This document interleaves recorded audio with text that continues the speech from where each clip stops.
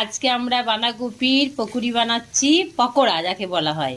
বাঁধাকপি দিয়ে, কুসুম বীজ দিয়ে, আর কি দেওয়া হয়েছে, কালো জিরে, কাঁচা লঙ্কা, ধনে পাতা, একটুখানি চিলি সস দেওয়া হয়েছে, একটু মশলা হালকা করে দেওয়া হয়েছে, আর কিছু না।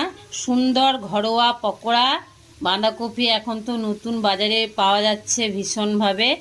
এই দেখুন, আমরা এখন বাঁধাকপির পকোড়া বানাচ্ছি, খেতে খুব টেস্টি লাগবে।